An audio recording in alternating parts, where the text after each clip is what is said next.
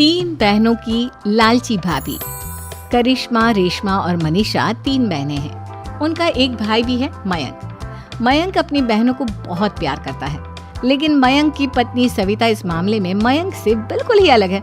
वो अपनी ननदों का जितना बुरा कर सकती है उतना बुरा करती ही रहती है और अपनी ननदों पर हुक्म भी चलाती है। करिश्मा, करिश्मा, तुमने अभी तक नाश्ता नहीं बनाया? तुम्हारे भैया को ऑफिस जाने में देर हो रही है। हाँ भाभी, बस अभी बनाती हूँ। करिश्मा, तुम ये ढीलापन छोड़ दो। कल को पराए घर जाना है। वहाँ अगर तुम इस तरह से काम करोगी तो लोग क्या कहेंगे कि माँ ने और भाभी ने कुछ सिखाया नहीं। और तुम्हारी दोनों बहनें कहाँ हैं? रेशमा मार्केट गई है और मनीषा सो रही है। क्या? सुबह के 8 बज रहे हैं और ये महारानी अभी भी सो रही है? ये कहते हुए सविता अपनी सास दुर्गा देवी के पास जाती है। माँ जी, देख रही हो अपनी बेटियों के तौर तरीके? क्या हुआ बहू, सुबह सुबह क्या कर दिया मेरी बेटियों ने? अरे एक तो अभी अभी उठकर किचन में गई है, दूसरी सुबह सुबह बाहर चली गई और तीसरी अभी तक सो रही है। क्या करूं मैं इन तीनों का? मैं तो परेशान हो गई हूँ। जा जाकर उठा उसे और रेशमा से मैं बात करती हूँ।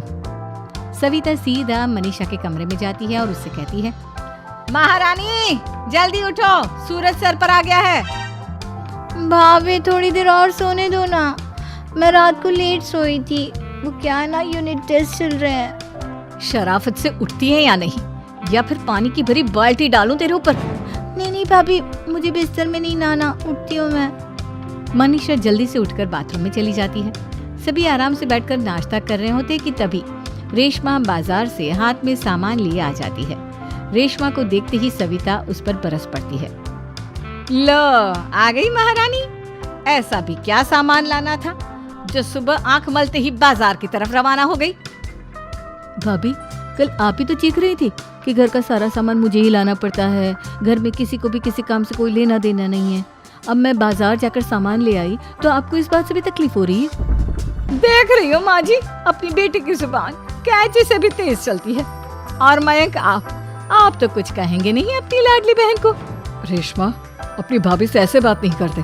चलो माफी मांगो। भैया, मैं क्यों माफी मांगू? आप भाभी से बोलिए ना कि हम पर कम हुक्म चलाया करे। हम इस घर की बेटियां हैं और आपकी पत्नी की ननद है, नौकरानी नहीं। लो कर लो बात। इनकी भलाई के लिए कुछ भी बोलो तो इन्हें बुरा लग जाता है। इस घर में यही इज्जत है मेरी। देख लो माँ जी, आपकी बेटी किस लहजे में मुझसे बात कर रही है। सविता वहाँ से चली जाती है। मयंक को बहुत गुस्सा आता है, वो भी वहाँ से चला जाता है। फिर करिश्मा रेशमा को समझाती है, रेशमा, तुम्हें भाभी से माफी मांग लेनी चाहिए थी ना। लेकिन दीदी, मैंने कुछ किया ही नहीं, तो मैं माफी क्यों मांगू? हाँ करिश्मा दीदी, रेशमा दीदी जैसे ही घर में आई भाभी ही उन पर चिल्ला रही थी। हाँ, मैं मानती हूँ कि गलती भाभी की थी। मैं तो इसलिए बोल रही हूँ कि भाभी ने माँ को तो पूरी तरह अपने वश में कर लिया है। वो हमारी बात सुनती ही नहीं। मयंक भैया हमारे लिए हमेशा खड़े रहते हैं, इसलिए उनकी बात का मान तो तुम्हें रखना चाहिए था ना।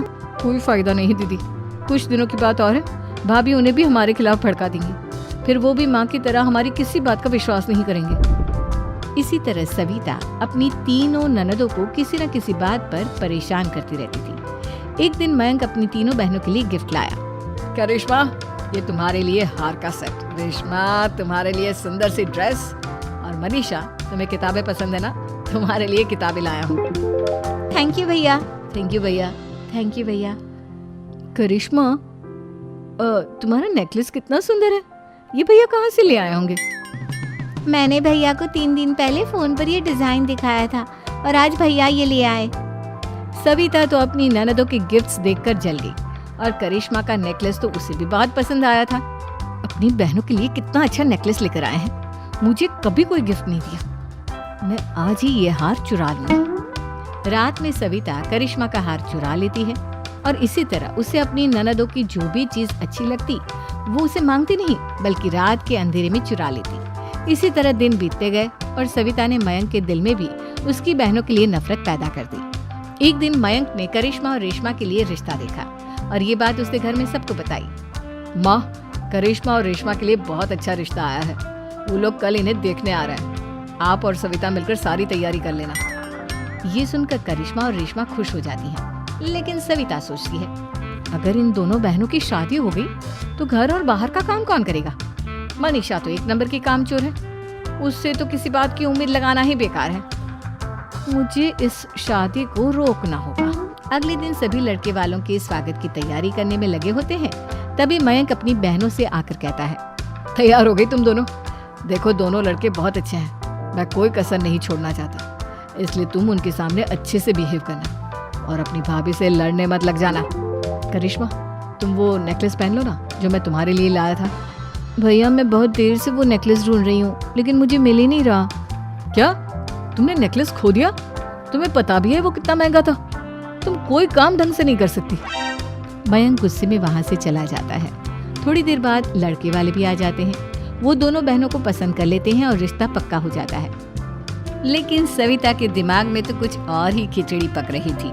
वो पंडित जी के पास करिश्मा की कुंडली लेकर जाती है और उन्हें पैसे देकर करिश्मा की कुंडली बदलवा देती है। जब लड़के वालों के पास करिश्मा की कुंडली जाती है तो वो दुर्गा को फोन करते हैं। बहन जी, हमने करिश्मा की कुंडली अपने पंडित जी को दिखाई थी। आपकी बेटी की कुंडली नहीं बल्कि दोषों का पिटारा है।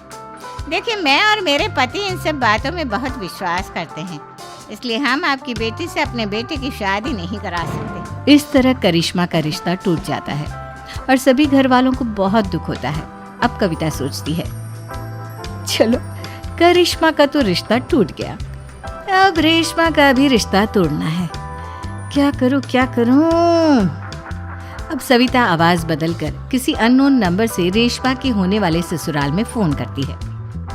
हेलो, मैं कौन हूँ कौन नहीं ये आपके लिए जानना जरूरी नहीं, बस इतना सुन लो कि रेशमा का 2 साल से किसी के साथ अफेयर चल रहा है। बस रेशमा का रिश्ता तोड़वाने के लिए सविता का इतना कहना काफी था।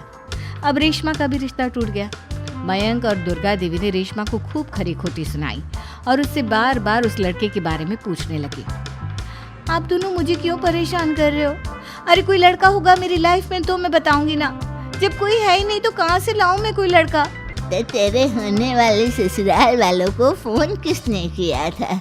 माँ मैं नहीं जानती किसने फोन किया था, मैं सच कह रही हूँ। मैं तो पहले ही कह रही थी इसकी लगाम खींच कर रखो, लेकिन मेरी सुनता ही कौन है।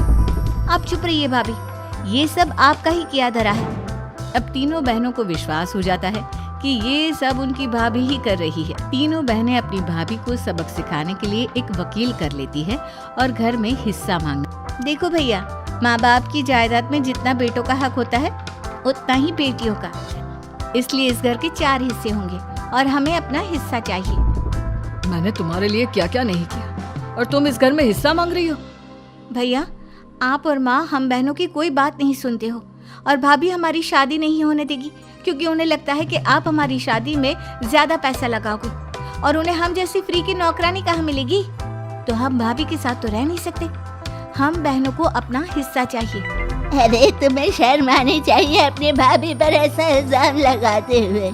वो तुम्हारे बारे में कितना सोचती है। हाँ माँ, भाभी हमारे बारे में बहुत सोचती है, दिन रात बस यही सोचती रहती है कि किस तरह से अपनी तीनों ननदों को परेशान करूं और कभी मुझे पढ़ने भी नहीं देती। दोनों बहनों का रिश्ता भी तो इन्होंने ही तोड़वाया है और रात में हमारे कमरे में आकर हमारी चीजें भी चुराती हैं। इसी तरह सविता की तीनों ननदें अपनी बात पर अड़ी रही। अब कोर्ट में तारीख भी शुरू हो गई। जब सविता को लगा कि उसकी तीनों ननद इतनी आसानी से नहीं मानने वाली, तो उसने अपने पति और सास को सारी सच्चाई बता दी और अपनी तीनों ननद से माफी मांगी। मयंक और दुर्गा को भी अपनी गलती का एहसास हो गया। अब सविता खुद करिश्मा और रेशमा के लिए अच्छा रिश्ता ढूंढती है और उनकी शादी करवाती है।